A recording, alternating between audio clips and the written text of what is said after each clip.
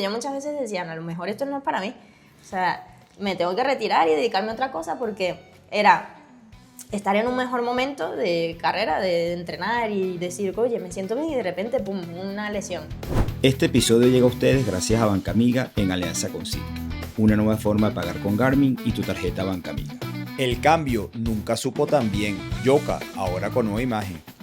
Descarga la app de Sport Market y compra las mejores marcas deportivas originales. Spot Heal, el centro de salud integrativo que entiende tu pasión y te ayuda a potenciar, rejuvenecer y sanar.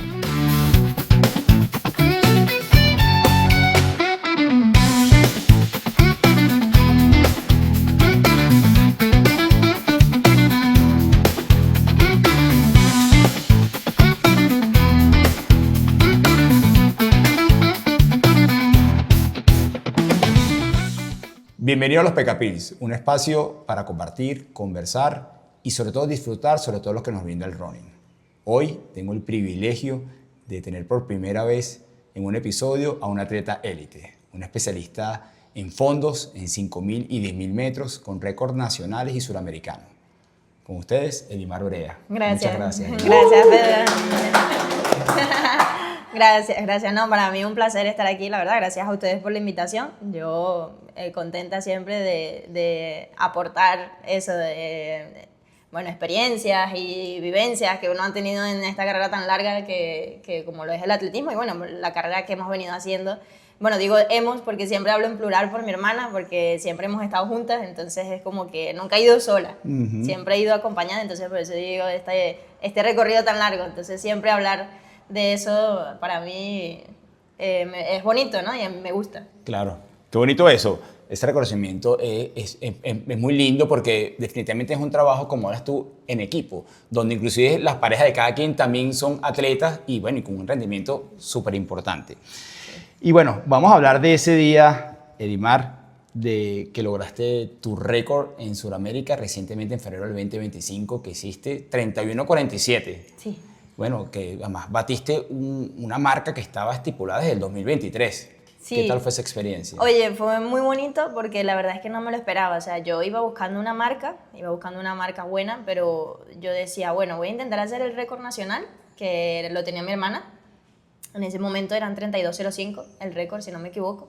Y yo iba buscando eso porque, bueno, estaba entrenando bien. Incluso lo veía, el 32:05 lo veía complicado. O sea, yo estaba entrenando bien, pero decía, oye, no es una marca tampoco que digas, oye, que hablas y sale. No, o sea, no es algo súper fácil. Entonces yo hablaba del 32:05 también con dudas de si lo iba a poder hacer, porque bueno, tienen que coincidir muchas cosas. El día, que tengas tú un buen día, sabes que nosotras las mujeres a veces también tenemos nuestras cosas y a lo mejor, no sé, temas hormonales y todo eso que influye mucho, entonces justo te coincide que a lo mejor en ese momento no amaneciste bien o en tu mejor momento, entonces es como que se tiene que alinear todo, que a veces es difícil.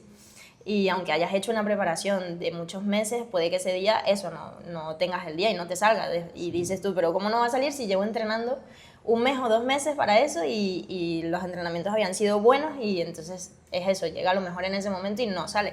Y en esta ocasión, gracias a Dios, oye, salió mucho mejor de lo esperado, que era lo que te estaba comentando. O sea, yo iba buscando un 32:05.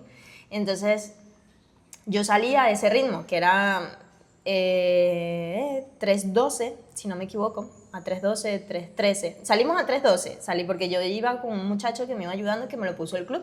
Yo estoy compitiendo con un club de España y ese muchacho que le llaman Liebre, me lo pusieron para que me fuera llevando a mí kilómetro a kilómetro a 3:12.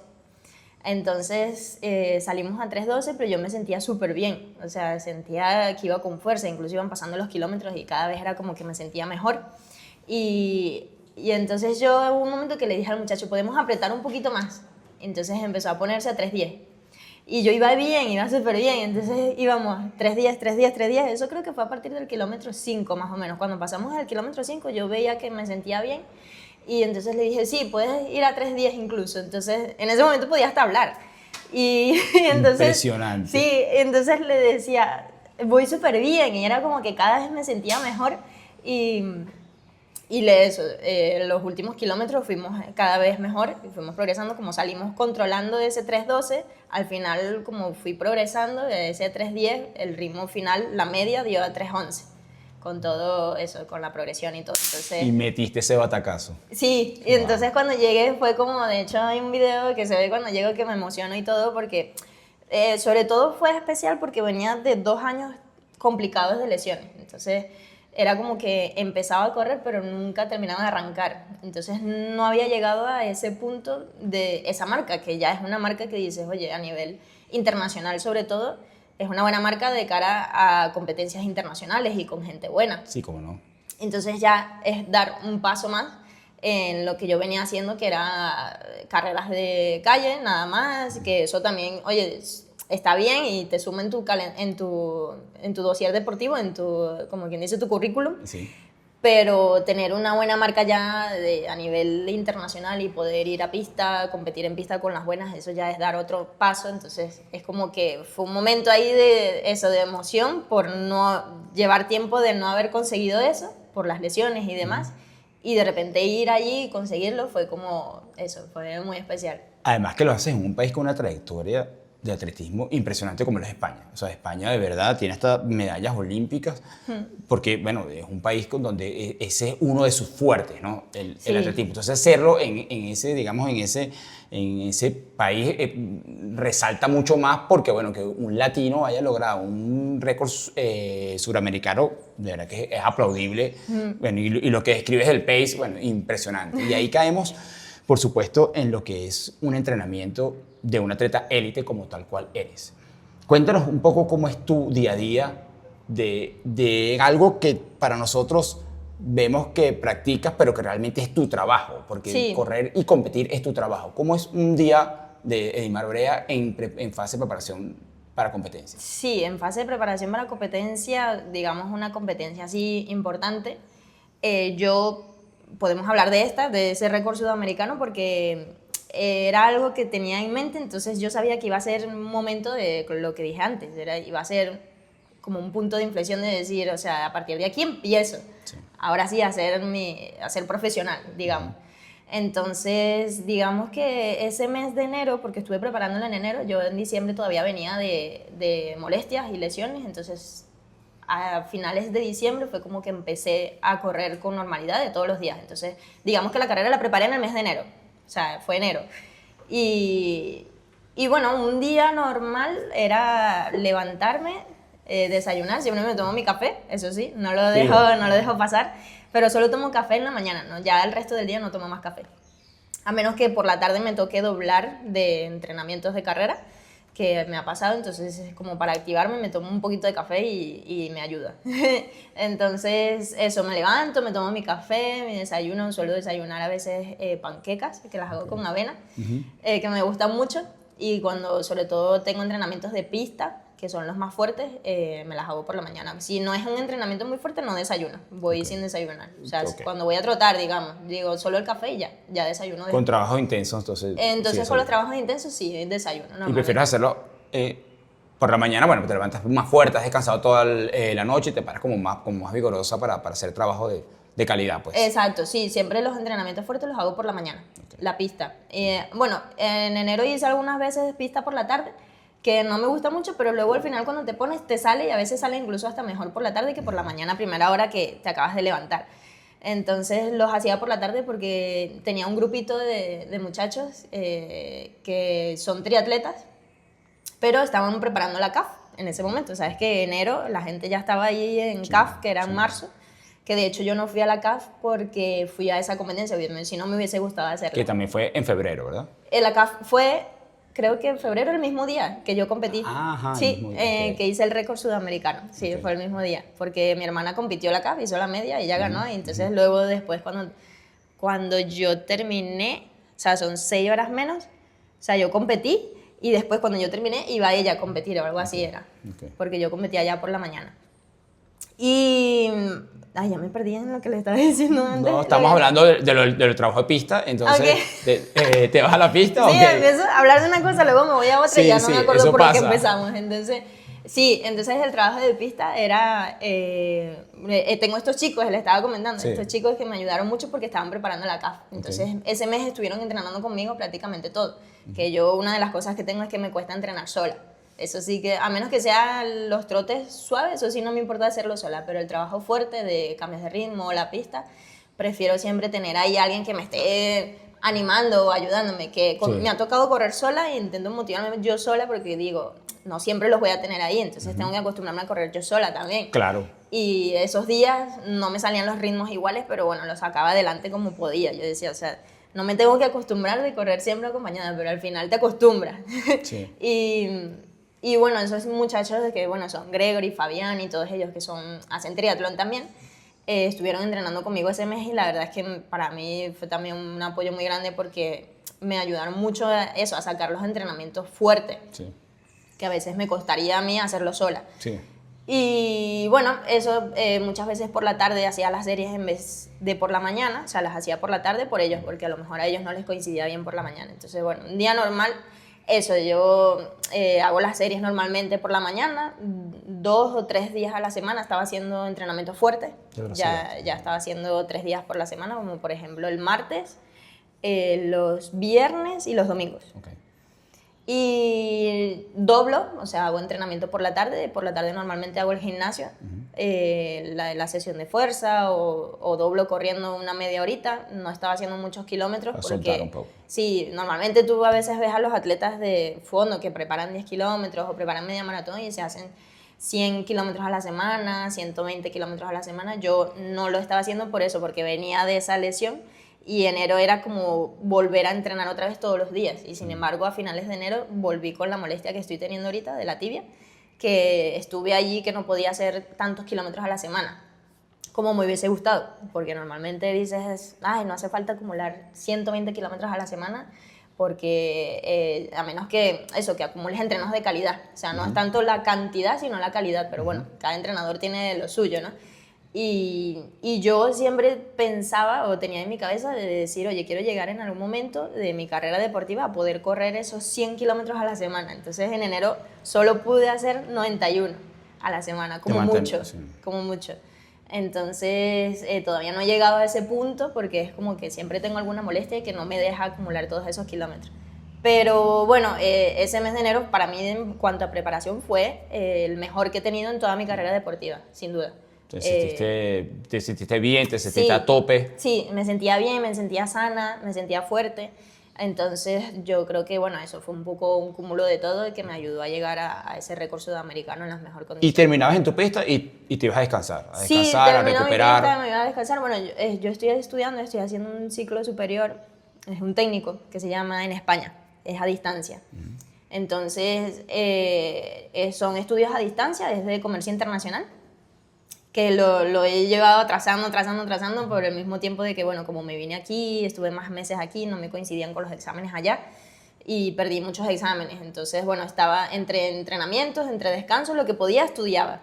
Sí, Digo claro, estudiaba porque claro. nada, ahora llegaba tan cansada que Sí, no me sí. quedaba cabeza para estudiar y no se me quedaba nada. Pero es como que lo estoy llevando ahí, que es un técnico que quiero terminar porque mi mamá siempre nos recalcó de que el deporte no es para toda la vida, que tenemos que tener un plan B. Y bueno, me lo ha dicho mi mamá y muchas personas que estuvieron a mi alrededor también, pues. Y entonces es como que algo, es otra cosa que tengo ahí, es como que es una mosquita ahí, porque en los estudios a veces es un poco fastidioso, siempre hemos sido como un poquito flojas para Sí, estudiar. sí. Por eso, porque cuando nos centramos en el deporte, es como que deporte, correr, correr, correr, correr, y ya no hacemos nada más. Y además, tal cual como hablamos, ese es tu trabajo. Entonces, Exacto. ya- Entonces en mi trabajo es como que estás mañana y tarde en eso, aparte del tiempo que tienes que tener para entrenar, o sea, el de descanso, más el de comer, más el del gimnasio. Entonces ya tienes que sumarle lo de estudiar. Muchos deportistas lo hacen porque en España, por ejemplo, yo siempre digo, si ella pudo, yo también puedo. O sea, han estudiado medicina al mismo tiempo que corren Imagínate. profesionalmente. Qué bien. Entonces yo digo, cónchale, ¿cómo lo hacen? O sea, yo lo pienso y digo, yo lo veo complicado, por eso, porque o estudias a primera hora, por ejemplo, o estudio a primera hora levantándome con la cabeza fresca, o no estudio ya en el resto del día, porque llego Sí. de entrenar y lo que quiero hacer Agota, es recuperarte. es recuperar. O bueno, aunque me ponga a estudiar, me pongo, pero no se me queda nada. Sí. Yo digo, no se me queda. Y entonces he estado también, esa es otra batalla que tengo ahí, aparte del atletismo, que dije que tengo que terminarlo. Ya llevo unas cuantas materias aprobadas, entonces eso ya es un logro. Me quedaría como un año, yo creo, para terminarlo. Si hago todas las materias, entonces es como ojalá, otra ojalá cosa. lo puedas terminar, porque eso Sí. es clave, porque ese consejo Sí. que da mamá de que el deporte no es para toda la vida, Exacto. eso es una realidad. Exacto, sí. Y me llama mucho la atención cuando hablas de que estabas trabajando series, velocidad, bueno, con unas liebres, como se llaman, y tenías esa presión constante de una molestia que de vez en cuando aparecía. ¿Cómo trabajas esa parte mental para poder trabajar? Es para buscar que lo físico, que los resultados se den, teniendo una amenaza constante de una molestia y viniendo, de hecho, de una recuperación. Sí, es difícil, de hecho es lo que más me ha costado, pero siempre tenía eso de que mi hermana tuvo ese momento de lesiones. Ella tuvo momentos de años también de que se recuperaba, volvía a recaer, cuando hacíamos triatlón en España, eso estando en España. Entonces allá era todo mucho más complicado, temas de terapias y todo eso era súper caro. Entonces ella siempre salió adelante, entonces se lesionaba, duraba a lo mejor 4 meses sin correr y luego volvía y volvía fuerte y competía y ganaba y yo decía, cónchale, ¿cómo hace sin entrenar? O sea, estando lesionada se recuperaba, entrenaba a lo mejor, no sé, 1 o 2 semanas y ya luego competía y ganaba, por ejemplo, el Mundial de Duatlón, que lo ganó 2 años y esos 2 años que ganó el Mundial de Duatlón fueron 2 años de puras lesiones. Entonces yo pensaba, cónchale, mi hermana pasó por eso y salió adelante y mira la hora. Llegó a unos Juegos Olímpicos, ganó mundiales de duatlón, o sea, consiguió una cantidad de medallas y cosas y reconocimientos. Historias que te inspiran. Sí, entonces yo digo, y ella, claro, siempre ha estado ahí y me decía, Eddie, recuerda dónde estaba yo, recuerda que también me lesioné mucho, pero salí adelante y al final la paciencia y eso, esas personas que están ahí a tu lado también diciéndote que lo intentes y lo intentes, pero yo muchas veces decía, a lo mejor esto no es para mí, o sea, me tengo que retirar y dedicarme a otra cosa porque era estar en un mejor momento de carrera, de entrenar y decir, oye, me siento bien y de repente, pum, una lesión. Entonces ya otra vez para atrás y empezar de cero y las terapias y no sé qué, entonces es difícil. Sí. Y es eso, es tener paciencia y tener a alguien o tu entorno, muchas veces es eso, te ayuda mucho porque te motivan y te dicen, oye, yo también estuve en esa situación y si yo pude salir de eso y conseguir luego muchas cosas, tú también puedes. Entonces yo siempre lo tuve eso en la cabeza y en esos momentos cuando pensaba que no estaba corriendo y de hecho estando en España empecé a trabajar y todo, yo dije voy a trabajar porque esto va para largo. Sí. Duré como 6 meses lesionada sin correr. Imagínate. Entonces, claro, tenía que vivir de algo. No podía estar ahí solo esperando a empezar a correr. Entonces empecé a trabajar de niñera, cuidando niños. Que lo llevé mal. Lo llevé mal. No se te daba mucho. No se me... O sea, sí se me dan mucho los niños, pero es que esos niños específicos eran ahora terribles, eran muy rebeldes, muy rebeldes. Y yo con los niños un amor, me encantan, siempre me gustaron y por eso decidí empezar a trabajar de eso, aparte de que era lo único de lo que podía trabajar allá en ese momento. Entonces empecé a trabajar de niñera y estuve desde septiembre hasta... eso fue el año pasado, o sea, de septiembre hasta marzo, que me vine para acá. Y mi hermana me dijo, o sea, porque yo estuve, bueno, que no lo había dicho, estuve 8 años viviendo en España seguido. O sea, salía aquí a Venezuela, vine solo una vez, pero de resto estaba solo allá viviendo. Y ya era como que tenía una vida allá. Pero el año pasado es como que mi hermana en marzo me dijo, vio que estaba tan mal, que estaba lesionada y estaba trabajando de niñera con unos niños con los que no quería estar. Realmente estabas desempleada a lo que te dedicas. Exacto.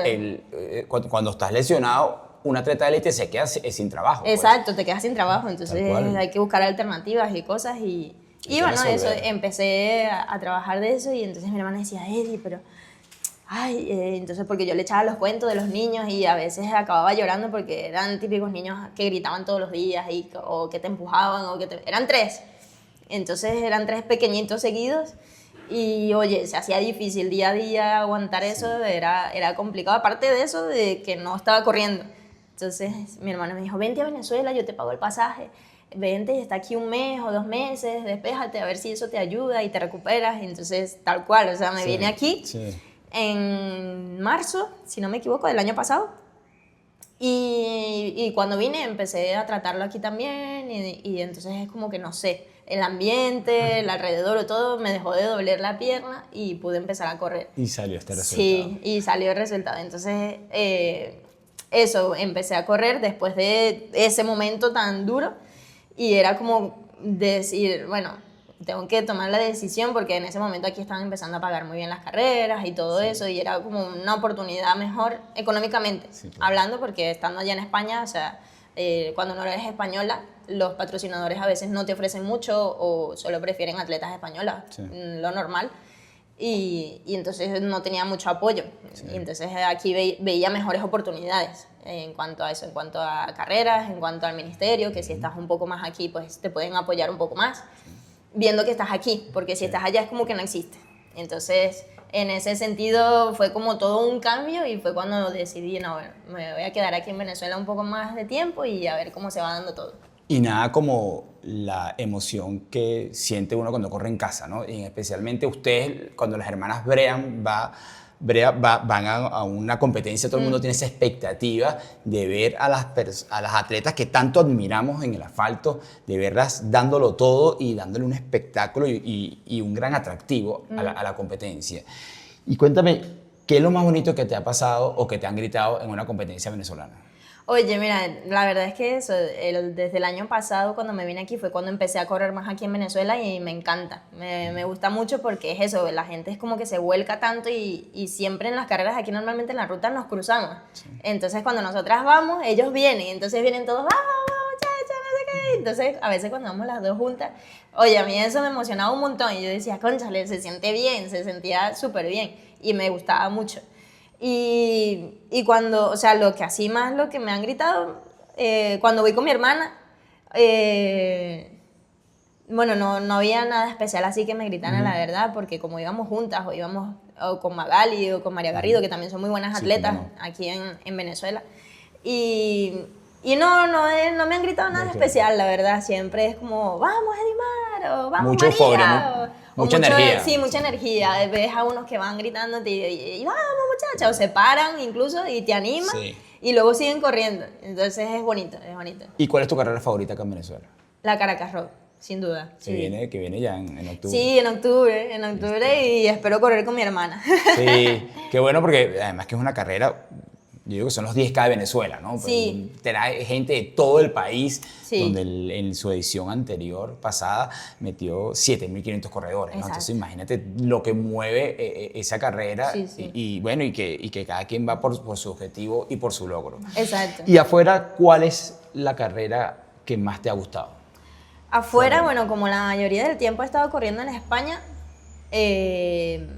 yo creo que ha sido Castellón. Es a donde conseguí el récord, fue una carrera especial y entonces ya es como le tengo mucho cariño y sobre todo que me gusta el tema de la ruta, es rápida, aunque dicen que hay carreras más rápidas en España, que bueno, uno de los circuitos más rápidos que hay en el mundo está Valencia, que es el Valencia 10K, lo que pasa es que esa coincide un poquito mal porque es en enero, a principios de enero, entonces vienes de la Navidad, vienes del pan de jamón y todo eso. Entonces, de todo lo que nos gusta, ¿no? Sí, entonces no me ha dado chance tampoco de prepararla, pero esa es una de las carreras que también quiero hacer, que tengo ahí en mente de decir, oye, quiero hacer esta carrera sí o sí en algún momento porque... Haciendo un gran sacrificio de sembrino. Sí, haciendo un sacrificio que es duro, porque siempre la ponen ahí súper atravesada, pero es uno de los circuitos más rápidos del mundo, en 10 kilómetros, y o sea, está comprobado. Ahí es donde han batido récords del mundo y récords de todos lados, entonces la tengo ahí pendiente, pero de momento la que tengo así especial y la que más me ha gustado fuera es Castellón. ¿Y tu pista favorita? Mi pista favorita, bueno, no tengo una pista favorita porque no he corrido en muchas pistas, la verdad, pero en España, por ejemplo, en la ciudad, en Pontevedra, teníamos una donde entrenábamos siempre cuando entrenaba triatlón, pero esa no me gustaba mucho porque era muy dura. Entonces, bueno, mentira, sí tengo una pista favorita. Sí, yo vivía en Orense, viví muchos años en Orense, que es Galicia también, y esa es una pista que se llama Monterrey, la pista de Monterrey. Está como a las afueras de esa ciudad, que es una ciudad pequeña, y ahí estuve muchos años entrenando. Entonces esa pista sí que me gusta y fue donde sumé muchos entrenamientos también, y es blandita, es muy cómoda y también tengo momentos muy bonitos allí. ¿Te sentiste a gusto? Sí, Y también afuera existe esa solidaridad entre los corredores en ayudarse para lograr marcas en sus entrenos, así como uno lo ve acá, por ejemplo, en el Olímpico, lo ve en el Estadio Bris Biriarte, que ves todos esos panas ayudándote a hacerlo. También existe esa solidaridad afuera en las pistas. También afuera. Bueno. De hecho, yo creo que, bueno, de afuera viene mucho la cultura esa de liebre, digamos, de tener a alguien del pacer, que de tener a alguien que te jale y que te ayude. Entonces, sí, afuera se ve mucho también. Edimar, nadie nace élite, la gente se hace élite producto de mucho entreno, de mucho trabajo, de mucho sacrificio, de muchos momentos difíciles como te ha pasado recuperarte en tus distintas molestias que has padecido. ¿Qué sugerencia le puedes dar tú a una persona que está comenzando a correr y que quiere lograr los distintos objetivos que se vaya planteando? Bueno, lo primero, que cuidar la salud. Porque muchas veces las personas, sobre todo las personas amateur, que empiezan a correr así a lo loco, que dicen, quiero ir a la maratón de Berlín, y tienen 1 mes o 2 meses para llegar a ella. Y entonces, a veces esas cosas salen mal, porque hemos visto ya varios casos de gente a lo mejor que va a competir o que se meten a hacer un triatlón, por ejemplo, es lo que más se ha visto, y nadando les da un paro y fallecen. Entonces, de hecho, hace no mucho falleció uno en Madrid en la maratón, que bueno, fue una desgracia muy fea, no es momento de hablar de eso, pero bueno, es como crear un poquito de conciencia a los que están empezando, es una manera de decir, oye, mira, no es un juego, no es de que salgo a correr una maratón y ya, sino cuidar el tema físico, tema corazón, porque ya, sobre todo últimamente se ha visto muchos de esos casos que mueren personas que no se dedican profesionalmente, o sea, que están, a lo mejor eso, fueron ese día a la maratón, la prepararon 1 mes y llegaron allí, mira, y entonces lo que más recomiendo es eso, cuidar la salud, hacerse chequeos médicos antes de empezar a preparar algo fuerte, un objetivo que tengas en mente, porque siempre el que empieza por algo, de decir, quiero ir a tal carrera, quiero hacer la Caracas Rock, quiero hacer la CAF. Entonces, antes de empezar con eso, cuidar esos detalles que marcan mucho la diferencia. Y no empezar con prisa. Es decir, hay que empezar siempre con tiempo, cuidando los detalles, como venía diciendo, el fisio, las molestias, si te duele una rodilla, si te duele, que escuches a tu cuerpo. Eso siempre me lo enseña mi entrenador. Mi entrenador es Rubén Diz, él es de español. Y él siempre ha hecho mucho hincapié en eso, en que escuches a tu cuerpo, de que si te levantaste hoy y sientes pesadez, sientes que no tienes fuerza de salir a entrenar, de que no te esfuerces ese día, que hagas algo tranquilo, que vayas al gimnasio, que hagas algo diferente, moverte, pero algo diferente. Y eso, cuidar mucho eso, empezar con pautas de un entrenador, de un profesional, buscar siempre ayuda, tanto temas de entrenamiento, como de nutrición, como de fisio. O sea, son cosas que juntas te van a ayudar a buscar eso que quieres, ese reto, de superarte a ti mismo, que es lo que muchas veces buscan, quiero mejorar mi marca, quiero hacer tanto. Entonces, para que salga bien y que no te perjudique a tu salud, que es lo más importante, pues yo recomiendo eso, cuidar todos esos detalles que son importantes. Bueno, se lo está diciendo un atleta de élite que comenzó desde cero y que hoy en día es un orgullo nacional, es un orgullo suramericano inclusive, así que yo quiero darte las gracias, Edimar, por haber estado acá, por haber compartido toda tu experiencia, por compartir tu día a día y por conservar esa humildad que te caracteriza a la hora de tomarte fotos con todo el mundo, de darnos estas sugerencias, de darnos todos estos consejos, porque verá que eso es lo que hace también a un gran atleta íntegro, completo y bueno, y además que es un orgullo para todos nosotros. No, vale, para mí fue un placer. Gracias a ustedes por la invitación. Yo siempre contenta de venir y contar mis experiencias, porque muchas veces se ve lo fácil, se ve la medalla, se ve el récord sudamericano, pero lo que está atrás a veces, temas de eso, de psicológicos, de lesiones y todo eso, que son cosas complicadas, mucha gente lo desconoce y, oye, es bonito compartirlo. Como eso, crear un poquito también de conciencia o que conozcan un poquito de este mundo también, claro. Y no solo el mundo de que es correr y hacer una carrera y ya está. Entonces yo, a mí encantada siempre compartir y bueno, sobre todo venir aquí a la casa de Pecarrún, que es primera vez que vengo y muy contenta de estar aquí, la verdad. Bueno, ojalá sea la primera vez de muchas. Bueno, eso Muchísimas espero. gracias por todo tu aporte. A ustedes. Seguimos, Tim. Gracias. Este episodio llega a ustedes gracias a Bancamiga en alianza con Cívica, una nueva forma de pagar con Garmin y tu tarjeta Bancamiga. El cambio nunca supo tan bien. Yoka, ahora con nueva imagen. Descarga la app de Sport Market y compra las mejores marcas deportivas originales. Spot Heal, el centro de salud integrativo que entiende tu pasión y te ayuda a potenciar, rejuvenecer y sanar.